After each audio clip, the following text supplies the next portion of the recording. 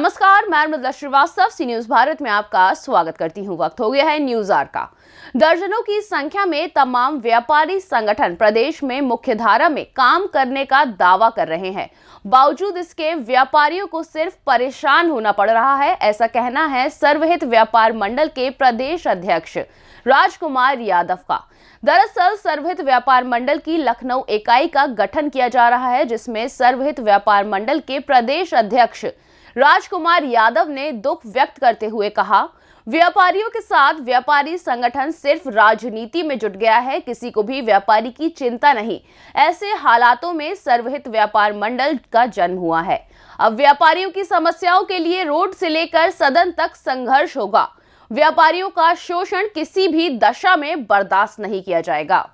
सर्वहित व्यापार मंडल के गठन के लिए शिरोज हैंगआउट गोमती नगर लखनऊ में व्यापारियों की एक बैठक आयोजित की गई। इस बैठक में लखनऊ के विभिन्न बाजारों के व्यापारी शामिल हुए। बैठक की अध्यक्षता सर्वहित व्यापार मंडल के प्रदेश अध्यक्ष राजकुमार यादव ने की, जिसमें पत्रकारपुरम गोमती नगर के व्यापारी अजय सोनी को सर्वसम्मति से लखनऊ नगर का अध्यक्ष चुना गया। बैठक में दीपक शुक्ला व दीपक श्रीवास्तव को वरिष्ठ महामंत्री चुना गया। कोषा अध्यक्ष पद पर संदीप ओझा का चयन हुआ। कुल मिलाकर 5 महामंत्री, 20 वरिष्ठ उपाध्यक्ष, 30 उपाध्यक्ष, 10 संगठन मंत्री, 5 प्रचार मंत्री मनोनीत किए गए। नवनिर्वाचित पदाधिकारियों को नवनियुक्त पदाधिकारियों को सर्वहित व्यापार मंडल प्रदेश अध्यक्ष राजकुमार यादव ने बधाई दी। साथ ही बताया कि 3 साल पर लखनऊ इकाई का चुनाव होगा और लखनऊ के जो व्यापारी संगठन के सदस्य होंगे, सिर्फ उन्हीं व्यापारियों को वोट का अधिकार होगा। आज से आप सभी पदाधिकारियों की जिम्मेदारी है कि आप व्यापारियों की समस्याओं के निस्तारण और संघर्ष के लिए सदैव तैयार रहें। संगठन के विस्तार के लिए कार्य करें और अधिक से अधिक व्यापारियों को संगठन से जोड़ें। पत्रकारों को संबोधित करते हुए प्रदेश अध्यक्ष राजकुमार यादव ने कहा कि जब जीएसटी लागू हुआ उस समय कोई व्यापारी संगठन इतना प्रभावी नहीं था जो सरकार के सामने अपनी बात रख सके। इसके अलावा जो व्यापारी संगठन खुद को गैर राजनीतिक बताते हैं, जबकि पूरी तरह से राजनीति से सराबोर हैं। ऐसी विपरीत परिस्थितियों में सर्वहित व्यापार मंडल का जन्म हुआ है। यादव ने बताया, योगी सरकार से स्नातक और शिक्षक एमएलसी की तर्ज पर व्यापारी एमएलसी सीट पर निर्धारित करने की मांग करेंगे, ताकि विधान परिषद में व्यापारी की हक की बात को पुरजोर ढंग से उठाया जा सके। प्रदेश में और भी व्यापार मंडल पहले से थे, लेकिन जब जीएसटी लागू हुआ तो कोई भी व्यापार मंडल इतना प्रभावी नहीं था कि जीएसटी पर सरकार के सामने अपनी बात रख सके, अपनी बात मनवा सके। दूसरा, सभी जितने भी व्यापार मंडल हैं, कहीं ना कहीं वो पहले तो जब वो शुरू हुए तो उन्होंने गैर राजनीतिक होने का अपने को दावा किया, लेकिन धीरे धीरे वो राजनीति की शरण में सभी व्यापार मंडल चले गए। हम लोग भी उन्हीं व्यापार मंडलों में सम्मिलित थे।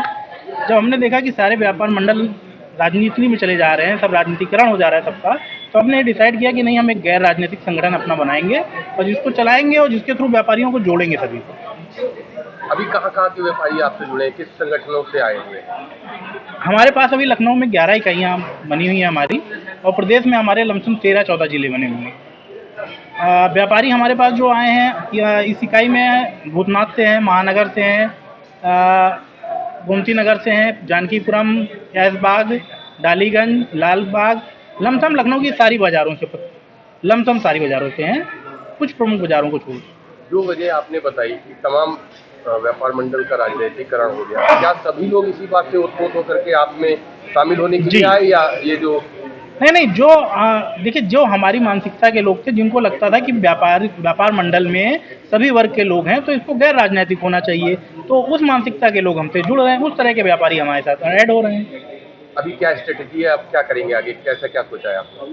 हमने ये सोचा है कि लखनऊ इकाई के गठन के बाद हम सरकार से मांग करेंगे, जिस तरह शिक्षक और ग्रेजुएट में जो है एमएलसी की सीट है, उस तरह से व्यापारियों के लिए भी एमएलसी की सीट का निर्धारण किया जाए, जिससे व्यापारी अपनी बात विधानसभा में सरकार के सामने खुद रख सके अपने प्रतिनिधि के द्वारा। आज लखनऊ के 71 पदाधिकारियों की घोषणा हुई है और बहुत जल्द जो है लखनऊ में भव्य शपथ ग्रहण समारोह का कार्यक्रम आयोजित। लखनऊ से सी न्यूज संवाददाता कवि तिवारी की रिपोर्ट। फिलहाल के लिए इस खबर में बस इतना ही। देश और दुनिया की तमाम खबरों को जानने के लिए देखते रहिए सी न्यूज भारत। हर खबर आपके साथ, आपके हाथ।